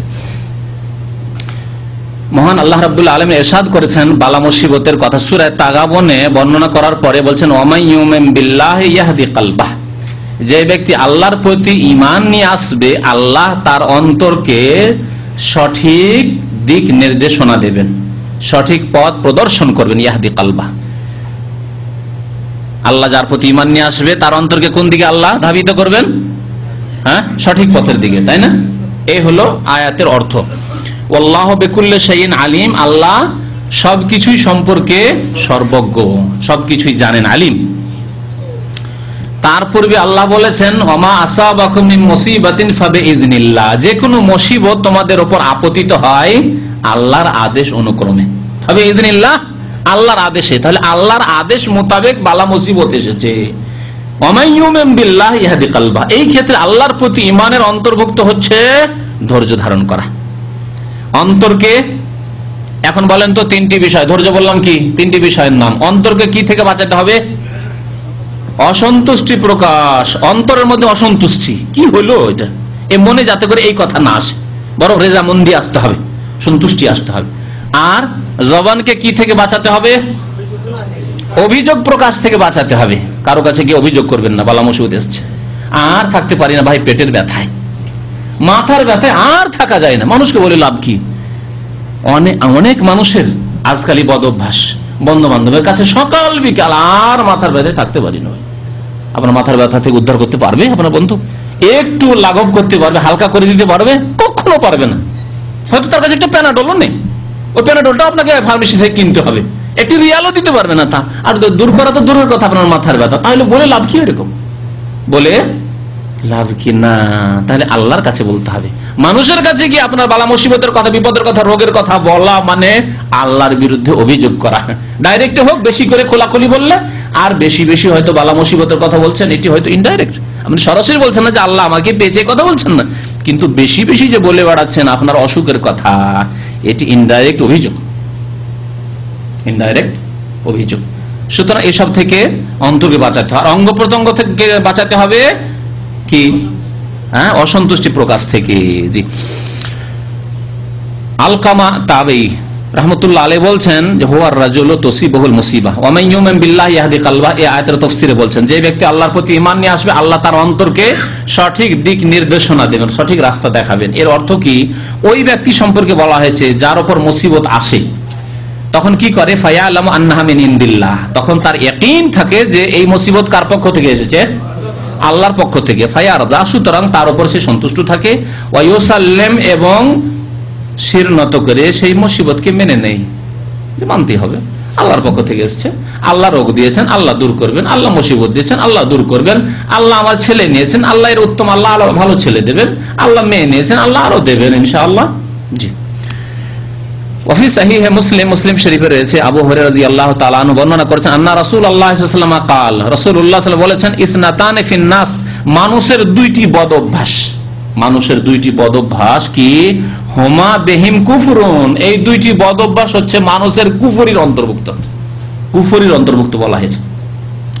দেখেন, কারো মধ্যে একটি কুফরি থাকলে সে কাফের হয় না। একটি গুরুত্বপূর্ণ বাণী শুনে রাখেন, ওলামাদের। একটি কুফরি কার মধ্যে থাকলে সে কাফের হয়ে যায় না।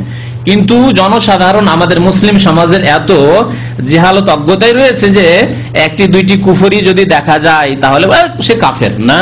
কাফের বললে অনেক শর্ত রয়েছে তার। একজন লোককে কাফের বলা ডাল ভাত নয় যে টেনে খেয়ে নিলেন, হালুয়া নয় জি, যে দাঁতকে কোনো কষ্টই করতে হলো না, চিবাইতে হলো না, চলে গেল ভিতরে, না এরকম হালুয়া রুটি মনে করবেন না, ডাল ভাত মনে করবেন না। তাহলে কুফরি থাকতে পারে, আর কুফরি থাকলেই যে কাফের হবে তা না। কারণ বিভিন্ন তার অজুহাত থাকতে পারে, কারণ থাকতে পারে। যেমন গণতন্ত্রবাদ, হ্যাঁ কুফরি, কিন্তু গণতন্ত্র পদ্ধতিতে কেউ অংশ নিলেই যে সে কাফের হয়ে যাবে না।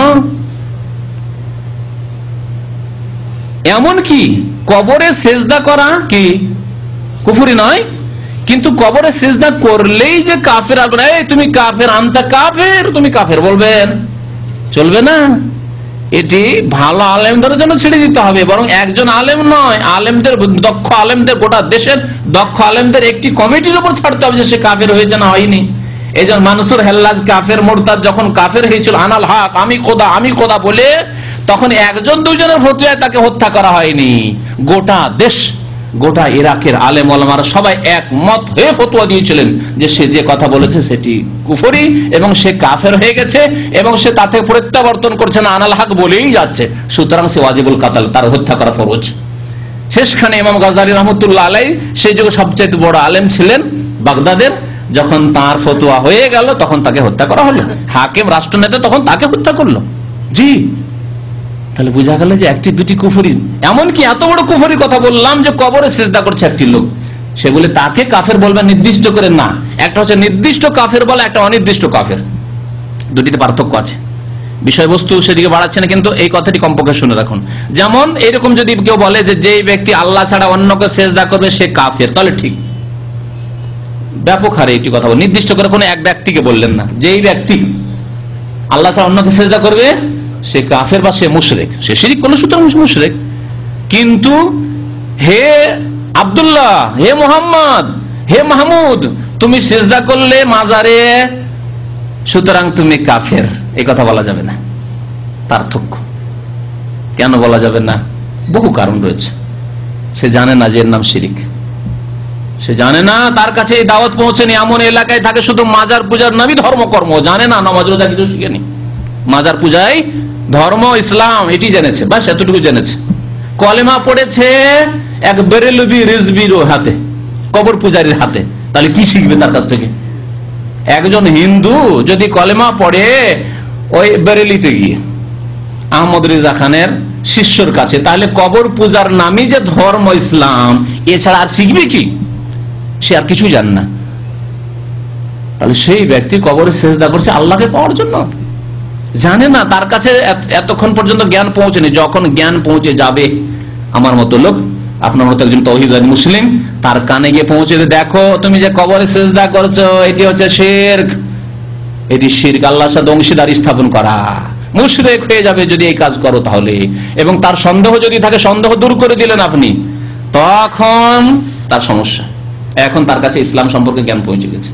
আর যতক্ষণ পৌঁছেনি ততক্ষণ তাকে নির্দিষ্ট করে কাফের বলা যাবে না। কারণ আমাদের অনেক ভাইরা আছেন এই কুফরি ফতুয়া লাগাতে খুব জোর, হ্যাঁ, গণতন্ত্রের পদ্ধতিতে সে পার্টি করে, ভোট দেয়, সেজন্য কাফের না। তবে যারা কুফরি মতবাদে বিশ্বাসী তারা কাফের, ব্যাপক অর্থে বলবো। কিন্তু অমুক ব্যক্তি ওই কাজ করে সেজন্য কাফের না। তার সন্দেহ ঢুকিয়ে দিয়েছে যে তাদের বিদাতি মোল্লারা যে ইসলামের সূরা আছে, আর সূরাই হচ্ছে গণতন্ত্র, যে সন্দেহ ঢুকে আছে। এই সন্দেহ দূর করাইতে হবে যে সূরা আলাদা জিনিস আর গণতন্ত্র আলাদা জিনিস।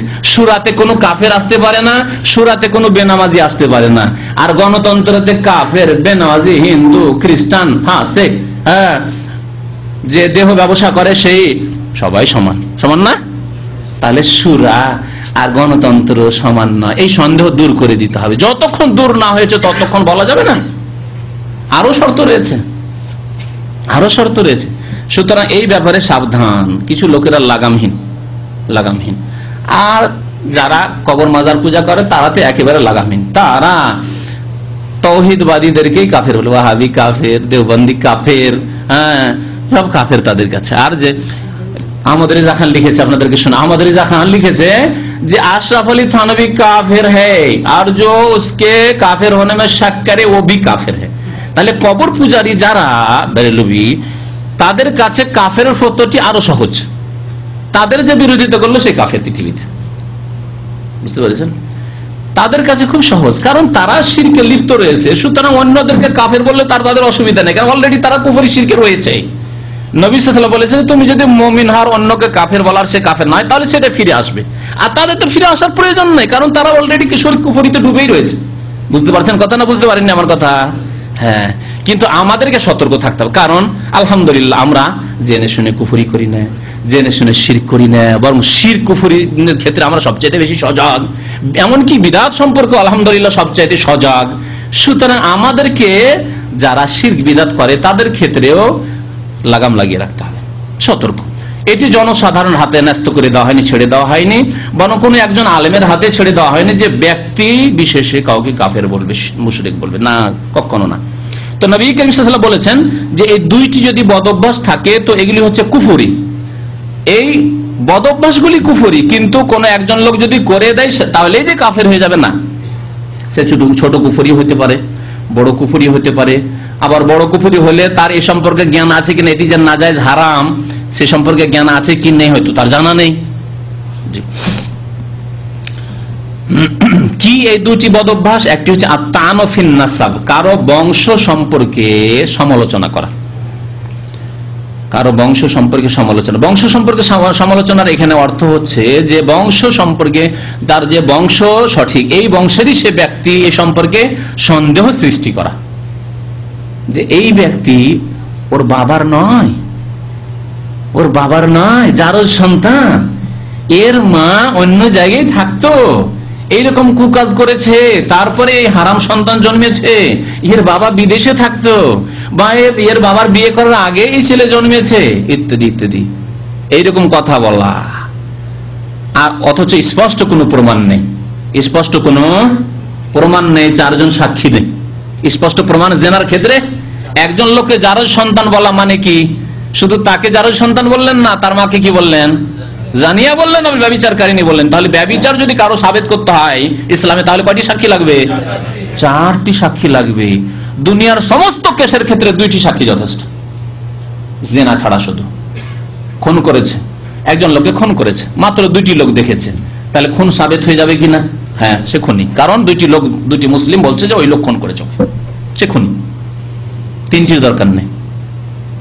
কিন্তু জেনার ক্ষেত্রে 2টি, 3টি, 4টি হইতে হবে, 4টি সাক্ষী হইতে হবে যে তারা দেখেছে।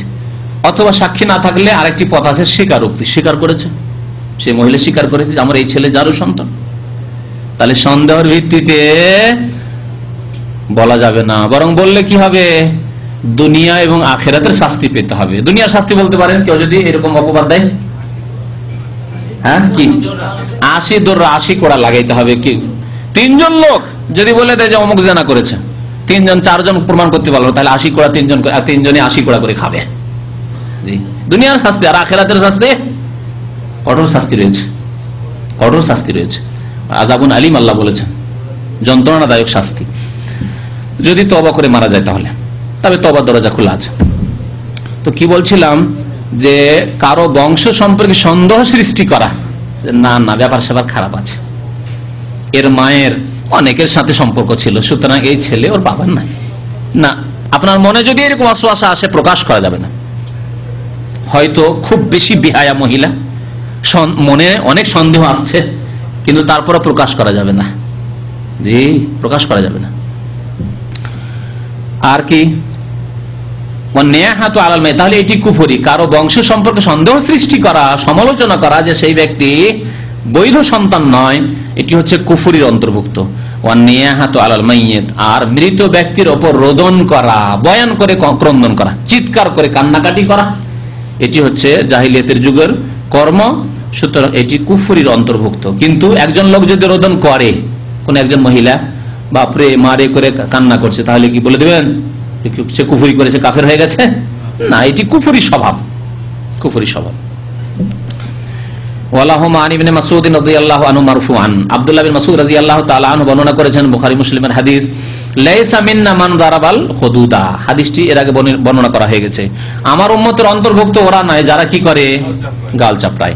ওয়াশাক্কাল জয়ুবা, আর কাপড় ফাড়ে, গেরেবান বলা হয়, জয়ুব বলা হয় যে খোলা জায়গা, বোতাম যে খোলেন এই জায়গায় জয়ুব বলা হয়, এটাকে ফাড়ে জয়ব। ওয়াদাবে দাওয়াল জাহিলিয়া, এবং জাহিলিয়াতের যুগের ডাক ডাকে। জাহিলি যুগে কাফের মুশরিকরা যেভাবে কান্নাকাটি করে ওই রকম কান্নাকাটি করে। এখন পাশাপাশি হিন্দুদের আশেপাশে বাস করেন, হিন্দুদের ঘরে মরা মরলে যেমন কান্নাকাটি করে, যেমন অনুষ্ঠান করে, সেই রকম যদি মুসলিমরা করে তাহলে এটি দাওয়াল জাহিলিয়া। হিন্দুদের মরা মরলে তারা মিষ্টি রসগোল্লা খাবে, তারপরে তাদের শ্মশান ঘাটিতে নিয়ে যাবে তাদের মৃতদেহকে। ওই রকম যদি মুসলমানরা করে যে আমাদের খাবার দাবার হবে, তারপরে আমরা জানাজা পড়তে যাব, তাহলে এটি হচ্ছে এর অন্তর্ভুক্ত। আমার উম্মতের অন্তর্ভুক্ত ওরা নয়। বহু এলাকায় মুসলিম দেশে রয়েছে, ভারত, বাংলাদেশ, পাকিস্তান। আমাদের কিছু পাকিস্তানি বাইরে এককালে আমাকে বলেছিলেন যে পাকিস্তানের বেশ কিছু এলাকা আছে, বিস্তর এলাকা, এত শিরক বিদআত, সব জায়গায় শিরক বিদআত, ভারত, পাকিস্তান, বাংলাদেশে শিরক বিদআত ছড়িয়ে রয়েছে। কি বিদআত, যে কোনো মরা মরলে যতই গরিব হোক না কেন খাবার দাবারও দিতে হবে, আর গ্রামের লোক রান্না বান্না করবে। বাড়ির লোকে তো শোকে ভেঙে পড়েছে, তারা তো রান্না করে দিতে পারবে না। গোটা গ্রামের লোক, যেমন বিয়ের ভোজ হয় ওই রকম, তোমরা তাদের দেশে তো ভাত খাই না, বলছে আটা দিয়ে দাও আর গোস্ত দিয়ে দাও, টাকা দিয়ে তো আমরা গোস্ত কিনে নিয়ে আসছি, আটা, আর গ্রামের লোক রুটি পাকাচ্ছে আর গোস্ত রান্না হচ্ছে, ডেক ভর্তি খাচ্ছে, খাওয়া দাওয়া করে পেট ভর্তি করে হারাম খেয়ে তারপরে জানাজা পড়তে যাবে। সবকিছু, আর একটি গরু নয়, গোটা গ্রামের পাইকারি ভোজ, আম ভোজ যেটি বলা হয়, আম দাওয়াত। তো এগুলি হিন্দুদের কুপ্রথা যা এসেছে, সেই জন্য নবী করিম সাল্লাল্লাহু আলাইহি ওয়াসাল্লাম বলেছেন আমার উম্মতের অন্তর্ভুক্ত ওই সব লোকেরা নয়। তাহলে কাবিরা গুনাহ, কাবিরা গুনাহ কিনা? কাবিরা গুনাহ না হলে নবী সাল্লাল্লাহু আলাইহি ওয়াসাল্লাম বলতেন না যে আমার উম্মতের অন্তর্ভুক্ত নয়। এই কাজগুলি করা কাবিরা গুনাহ। ওয়ান আনাস রাদিয়াল্লাহু তাআলা আনহু বর্ণনা করেছেন, আন্না রাসূলুল্লাহ সাল্লাল্লাহু আলাইহি ওয়াসাল্লাম বলেছেন, ইযা আরাদাল্লাহু বিআবদিহিল খাইরা, আল্লাহ যখন কোন বান্দার সাথে কল্যাণের ইচ্ছা করেন, ভালো, আপনার ভালো ইচ্ছা করেন, তখন কি করেন, আজ্জাল আলাহুল উকুবাতা ফিদ দুনিয়া, দুনিয়াতে তাকে তাড়াতাড়ি শাস্তি দিয়ে দেন। কালকে একটা ভুল করলেন, আজকে একটু আঘাত লেগে গেল, শাস্তি দিয়ে দিলেন। অ্যাক্সিডেন্ট হয়ে গেল, অসুখ হয়ে গেল, জ্বর হয়ে গেল। এই জন্য সালাফে সালেহিনেরা জ্বর হওয়াকে ভালোবাসতেন, আর কাউকে জ্বর না হলে তাকে সন্দেহের দৃষ্টিতে দেখতেন, কি ব্যাপার, বরং নিজেকে সন্দেহের দৃষ্টিতে দেখতেন যে আমার দীর্ঘদিন হয়ে গেল জ্বর কেন হচ্ছে না, আমি কি গুনাহগার, বেশি পাপিষ্ঠ, আল্লাহকে আমার পাপগুলোকে একত্রিত করে আখিরাতে শাস্তি দিতে চান?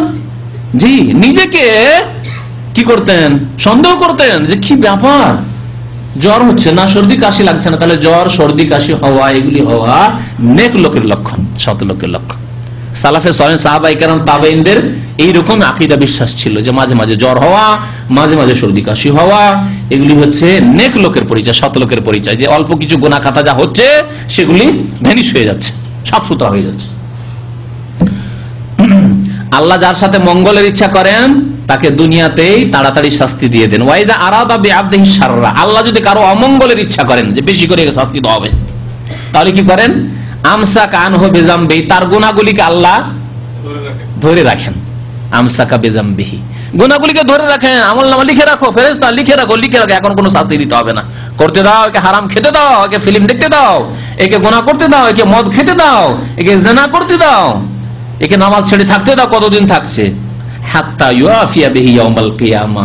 কখনো আল্লাহ একসাথে দুনিয়ায় শাস্তি দেন, আবার দুনিয়াতে দেন না, কি করেন, কিয়ামতের দিনে পুরোপুরি তাকে আল্লাহ শাস্তি দিতে চান, ইউআফিয়া বিহি ইয়াউমাল কিয়ামা। তাহলে যারা বদনসিব তাদেরকে দুনিয়ায় শাস্তি আল্লাহ দেন না, আর যারা ভাগ্যবান খুশনসিব তাদেরকে দুনিয়াতে আল্লাহ রাব্বুল আলামিন হালকা শাস্তি দিয়ে সংশোধন করে দেন। ওয়ালা নুযিকান্নাহুম মিনাল আযাবিল আদনা দুনাল আযাবিল আকবার লাআল্লাহুম ইয়ারজিউন। সূরা সাজদায় মহান আল্লাহ ইরশাদ করেছেন যে আমি দুনিয়াতে কতক লোককে ছোট ছোট শাস্তি দিয়ে থাকি। আল আযাবুল আদনা মানে ছোট ছোট শাস্তি, দুনাল আযাবিল আকবার বড় আযাব একে দেব না। কেন? কারণ উদ্দেশ্য আল্লাহ বয়ান করেছেন লাআল্লাহুম ইয়ারজিউন, যাতে করে সংশোধনের জীবন তৈরি করে, সংশোধন করে ফিরে আসে, নামাজের দিকে ফিরে আসে, ধার্মিকতার দিকে ফিরে আসে, পাপ থেকে ফিরে আসে, শিরক বিদআত করছিল ফিরে আসে লাআল্লাহুম ইয়ারজিউন। আর নবী কারীম সাল্লাল্লাহু আলাইহি ওয়াসাল্লাম বলেছেন যত সৎ লোক হবে তত বেশি আল্লাহ পরীক্ষা নিরীক্ষা করেন। সৎ লোকদেরকে বেশি পরীক্ষা করে। ইন্না ইজামাল জাযায়ে মা ইজামিল বালায়ে, বড় বদলা বড় প্রতিদান কখন আল্লাহ দেবেন? যখন বড় পরীক্ষা করবেন, বড় বালা মুসিবত আসবে। তাহলে যার বালা মুসিবত বড় তার প্রতিদানও বড়, বকশিসও বড়, তাকে আল্লাহ বকশিসও বড় দেবেন। ইব্রাহিম আলাইহিস সালামকে খুব বেশি পরীক্ষা করেছেন আল্লাহ, ইব্রাহিম আলাইহিস সালামকে খলিলুল্লাহ করে দিয়েছেন। আর নবী কারীম সাল্লাল্লাহু আলাইহি ওয়াসাল্লামের জীবনে এমন কোন পরীক্ষা হয়নি, যেসব পরীক্ষা মানুষের পরীক্ষা, এমন কোন পরীক্ষা হয় না যেই পরীক্ষা নবী কারীম সাল্লাল্লাহু আলাইহি ওয়াসাল্লামের হয়নি। বরং আপনার জীবনে কি রকমের পরীক্ষা হয়েছে? মারার ষড়যন্ত্র হয়েছে, যে আপনার বাড়ি ঘিরে বসে আছে মারার জন্য, যে সকালে ভোর রাত্রে মারবো একে, মারার জন্য লোক ঢুকেছে আপনার বাড়িতে, গলায় গামছা দিয়েছে কেউ, দাঁত ভেঙেছে কেউ, হ্যাঁ মাথা ফাটিয়েছে কেউ, হ্যাঁ দেশ থেকে তাড়িয়েছে কেউ, দেশ থেকে বাংলাদেশ থেকে ন্যাশনালিটি কেটে দিল, তাড়িয়ে দিল, এরকম করেছে? করেনি। নবী করিম সাল্লাল্লাহু আলাইহি ওয়াসাল্লামের সাথে এই সবগুলি হয়েছে না হয়নি? যা বললাম আপনার হয়নি, আমার হয়নি, কারণ ওই মর্তবায় পৌঁছাতে অনেক তফাৎ। সাহাবায়ে কেরামদের কথা, নবীর কথা ছাড়েন, নবীর মর্তবার কথা ছাড়েন, তবে নবীকেই অনুসরণ করতে হবে, তবে মনে রাখবেন নবীকেই অনুসরণ করতে হবে। যত আল্লাহ আল্লাহ হবেন তত বেশি পরীক্ষা বেড়ে যাবে, তত বেশি পরীক্ষা বেড়ে যাবে, এবং ওর জন্য প্রস্তুত থাকতে হবে। ওয়াইনাল্লাহা তাআলা ইযা আহাব্বা কওমান ইবতালাহুম, আর যখন আল্লাহ কোনো জাতিকে ভালোবাসেন, কোনো ব্যক্তিকে ভালোবাসেন, তখন তাদেরকে পরীক্ষা করেন, বালা মুসিবত দিয়ে পরীক্ষা। ইবতালাহুম মানে বালা মুসিবত দিয়ে পরীক্ষা করেন। ফামান রাদিয়া, সুতরাং যে ব্যক্তি এর উপর সন্তুষ্ট থাকলো, ফালাহুর রিজা, আল্লাহ তার উপর সন্তুষ্ট। ওমান সাখিতা, আর যে নারাজ হয়ে গেল, কেন এরকম হইলো, যখন তখন কেনে জ্বর, পেটে কেন ব্যথা, আমার এইরকম সবসময় কেন মাথা ব্যথা হয়, যে অসন্তুষ্টি প্রকাশ করলো বালা মুসিবতের উপর, ফালাহুস সাখাতু, তো আল্লাহর পক্ষ থেকেও তার জন্য অসন্তুষ্টি। হাসানাহু তিরমিজি, ইমাম তিরমিজি রাহমাতুল্লাহ আলাইহি হাদিসটিকে হাসান বলেছেন। আল্লাহ রাব্বুল আলামিন আমাদেরকে নেক আমলের জন্য তৌফিক দান করেন। আল্লাহ যেন আমাদেরকে সার্বিক ক্ষেত্রে ধৈর্য ধারণ করার, সবর করার তৌফিক দান করেন। আল্লাহ আমাদের ঈমানকে পূর্ণ করার জন্য তৌফিক দান করেন, আমিন। সময় কত? 10 মিনিট। কেন সময় পাওয়া যায় না, আবার রাত্রেও সময় পাওয়া যায় না। একটা হাদিস পড়েন।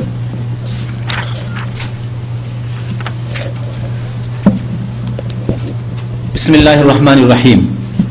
قال المؤلف رحمه الله تعالى باب الجنة أقرب إلى أحدكم من شراك نعله والنار مثل ذلك। ইমাম বুখারী রাহমাতুল্লাহ আলাইহির হাদিস, বুখারী শরীফ। তিনি বলছেন যে জান্নাত মানুষের জুতার ফিতা বা স্যান্ডেলের বাধা বা ফিতা, এই স্যান্ডেলের ফিতার চাইতেও জান্নাত কাছে, এই একটি কথা। আর ওয়ান্নারু মিসলা যালিক, আর জাহান্নামও এইরকমই, জাহান্নামও অনুরূপ, অর্থাৎ জাহান্নামও অত্যন্ত নিকটে আপনার, আর জান্নাতও অত্যন্ত নিকটে। একটি কথার দ্বারা, একটি আমলের দ্বারা সারা জীবনের খারাপ আমল মাফ হয়ে যেতে পারে। কালেমা লা ইলাহা ইল্লাল্লাহ মুহাম্মদ, একজন হিন্দু, একজন ইহুদি, একজন খ্রিস্টান কত লোককে খুন করেছে, এসে লা ইলাহা ইল্লাল্লাহ মুহাম্মাদুর রাসূলুল্লাহ পড়ে নিল, কত জান্নাত কাছে, তাই না? এর উল্টো সারা জীবন ভালো আমল করলো ইবলিসের মতো, আজাজিল ইবলিসের মতো, আর শেষখানে কুফরি কথা বলে মরে গেল। শেষখানে মরার কয়েকদিন আগে ওরসের মেলায় গেল আর মাজারে সিজদা করে চলে এলো, সারা জীবনের সমস্ত আমল ধ্বংস করে দিল। কত জাহান্নাম কাছে। তাহলে জান্নাত যেমন কাছে তেমন জাহান্নামও কাছে। তাহলে জান্নাতকে কাছে রাখতে হবে সবসময়। আমাদের করণীয় এই নয় যে জান্নাত ভাগ্যে থাকলে হয়েই যাবে, এটা নয়, এটা বেকুফের পরিচয়। অনেক বেকুফ আছে, জান্নাত ভাগ্যে থাকলে কোনো ওসিলা হয়ে যাবে না। আপনি ওসিলা তৈরি করবেন, তাহলে তো মাধ্যম হচ্ছে ঈমান আর সৎ আমল। তাহলে ঈমান সৎ আমলের উপরে থাকতে হবে। জান্নাতকে তাহলে সবসময় কাছাকাছি রাখতে হবে, আর জাহান্নামকে সবসময় দূরে করার চেষ্টা করতে হবে। ইত্তাকুন নারা ওয়ালাউ বিশিক্কি তামরা, নবী সাল্লাল্লাহু আলাইহি ওয়াসাল্লাম বলছেন তোমরা জাহান্নাম থেকে বাঁচো যদিও খেজুরের একটি অংশ দিও। পয়সা নেই বেশি, 8 আনা পয়সা আছে, 8 আনা পয়সা আল্লাহর রাস্তায় দান করে জাহান্নাম থেকে বাঁচার ব্যবস্থা নাও। একটা গরিবকে খেতে দেবেন, বাড়িতে খাবার নেই, বাসি পান্তা ভাত আছে, ও পান্তা ভাত দিয়ে জাহান্নাম থেকে বাঁচার ব্যবস্থা করেন। যে কিছু নেই আমার বাড়িতে তাজা, ওই বাসি ভাত দিয়ে, বাসি ভাত আমিও খাবো, আমিও ওই গরিবকে খাওয়াবো, জান্নাতে যাবো। জি, তো জান্নাত এবং জাহান্নাম মানুষের এত কাছে।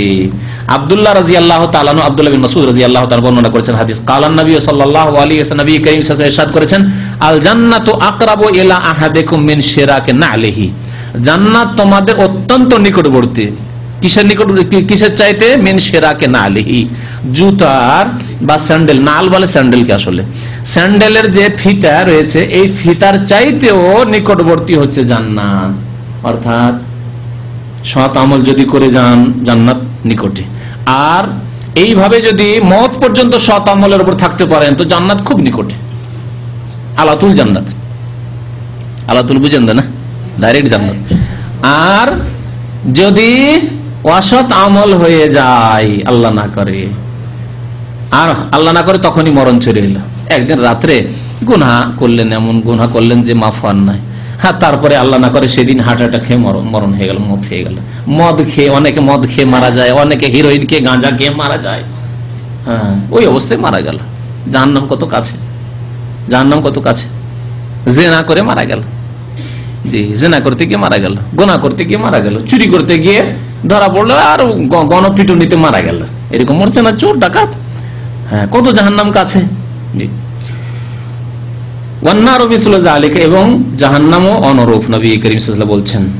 আর একটি হাদিস ইমাম বুখারী রাহমাতুল্লাহ এখানে উল্লেখ করেছেন, আবু হুরায়রা রাদিয়াল্লাহু তাআলা আনহু বর্ণনা করেছেন, আনিন নবী সাল্লাল্লাহু আলাইহি ওয়াসাল্লাম, নবী করিম সাল্লাল্লাহু আলাইহি ওয়াসাল্লাম ইরশাদ করেছেন, আসদাকু বাইতিন কালাহু শাইর, সবচাইতে সত্য কবিতা, বাইত কবিতাকে বলা হয়, সবচাইতে সত্য কবিতা যা কোরআন সম্মত আর হাদিস সম্মত, এই জন্য আসদাকু বাইত বলা হয়েছে।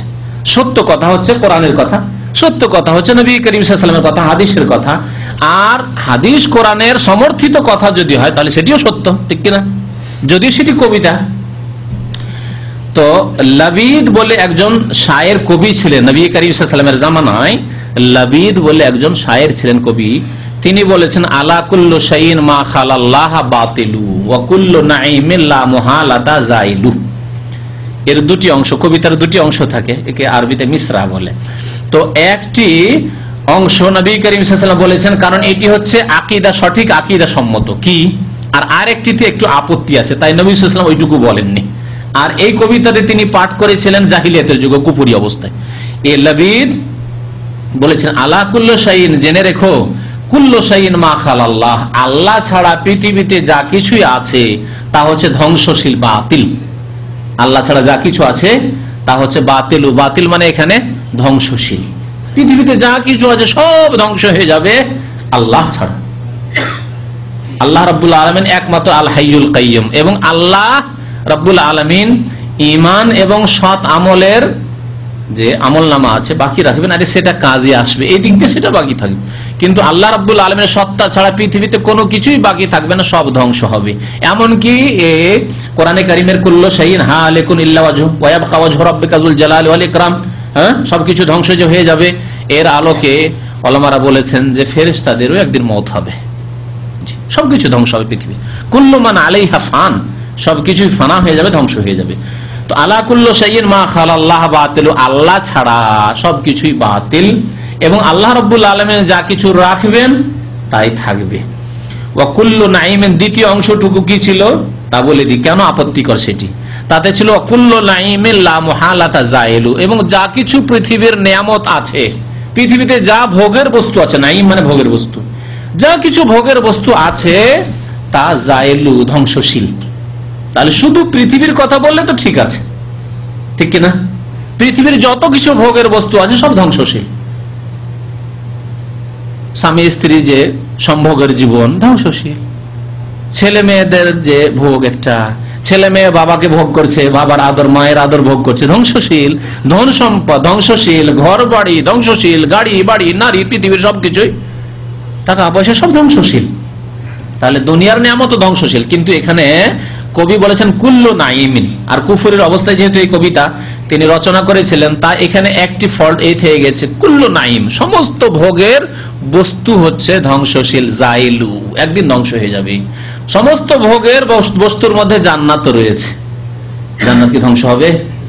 জান্নাত ধ্বংস হবে না। এই জন্য যেখানে ধ্বংসের কথা বলা হয়েছে আল্লাহ রাব্বুল বলছে ইল্লা মাশাআল্লাহ, যখন পৃথিবী সিংহায় ফুৎকারে, ইসরাফিলের সিংহায় ফুৎকারে সবকিছু ধ্বংস হবে, তখন আল্লাহ বলেছে ইল্লা মান শাআল্লাহ, তবে যা কিছু বা যাকে আল্লাহ চাইবেন। তো তাহলে জান্নাত, জান্নাতের নিয়ামত, জান্নাতের হুরে ঈন, জান্নাতের ফল ফ্রুট, জান্নাতের ভোগের বস্তুগুলি, এগুলি থাকবে না? থাকবে না? আর জান্নাত সৃষ্টি হয়ে আছে, এটি হচ্ছে আমাদের আকীদা, ঈমান। জান্নাত তৈরি হয়ে আছে এবং তা থাকবে। এই জন্য নবী করিম সাল্লাল্লাহু আলাইহি ওয়াসাল্লাম দ্বিতীয় অংশটুকু পড়েননি, কারণ এটি ইসলামী আকীদার পরিপন্থী, বিরোধী। সব নিয়ামত ধ্বংস হবে না, জান্নাতের নিয়ামত অবশিষ্ট থাকবে এবং চিরকাল থাকবে, খালিদিনা ফিহা আবাদা। আর বাকি যত নিয়ামত রয়েছে, যত ভোগের বস্তু রয়েছে, দুনিয়ার সবকিছুই ধ্বংস হয়ে যাবে।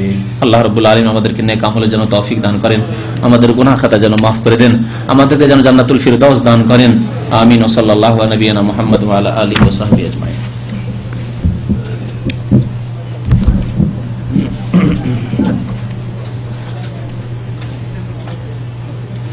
বেতর নামাজে দোয়ায় কুনুত পড়ার পর বাংলায় দোয়া করা যাবে না? যাবে না, কারণ নবী করিম সাল্লাল্লাহু আলাইহি ওয়াসাল্লাম বেতরে যে কুনুতের দোয়া পড়েছেন তাই পড়বেন, তাই পড়বেন। বরং এক্ষেত্রে উচিত নবী সাল্লাল্লাহু আলাইহি ওয়াসাল্লাম যেই কুনুতের দোয়াগুলি পড়েছেন, সাহাবারা পড়েছেন, সেগুলিতে সীমিত রাখা। এত লম্বা লম্বা দোয়ার কোনো প্রয়োজন নেই, এত লম্বা দোয়ার কোনো প্রয়োজন নেই যে আধা ঘন্টা ধরে আপনাকে কুনুতে দোয়া করতে হবে, যদিও জায়েজ আছে। তারপরে যদি করতে হয় তো মাসুর দোয়া, অর্থাৎ নবী সাল্লাল্লাহু আলাইহি ওয়াসাল্লাম যে দোয়াগুলি করেছেন অন্য অন্য সময় সেই দোয়াগুলি করেন, হাদিসে বর্ণিত দোয়া। নিজের বানাওয়াট দোয়া না করাই উচিত, না বানাওয়াট দোয়া না করাই উচিত। আরবিতে হইলে ও, সুতরাং বাংলায় নামাজের মধ্যে এরকম দোয়া করা যাবে না।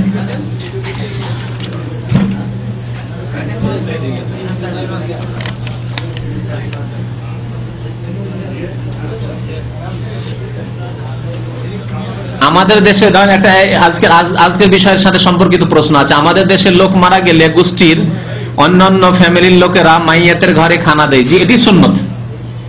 যাদের বাড়িতে লোক মারা গেছে তাদেরকে খাবার দেবেন। জাফর যখন শহীদ হয়েছেন রাদিয়াল্লাহু তাআলা, নবী সাল্লাল্লাহু আলাইহি ওয়াসাল্লামের চাচাতো ভাই আলীর আপন ভাই, তখন নবী সাল্লাল্লাহু আলাইহি ওয়াসাল্লাম, তার ছোট ছোট বাচ্চারা ছিল, খুব কাঁদাকাটি করছিলেন, নাবালক সব খুব ছেলে ছিল, আর তার স্ত্রী খুব কাঁদাকাটি করছিলেন। নবী সাল্লাল্লাহু আলাইহি ওয়াসাল্লাম বললেন যে ইসনাউ লি আলে জাফর তাআমান, জাফরের পরিবারের জন্য তোমরা খাবার তৈরি করে দিয়ে পাঠাও। তো 3 দিন পর্যন্ত, 3 দিন যেহেতু শোকের দিন, 3 দিন আত্মীয় স্বজনরা খাওয়াবে মাইয়েত যে বাড়িতে হয়েছে সেই বাড়ির লোকদেরকে, তারা খাওয়াবে না, কবরদার না।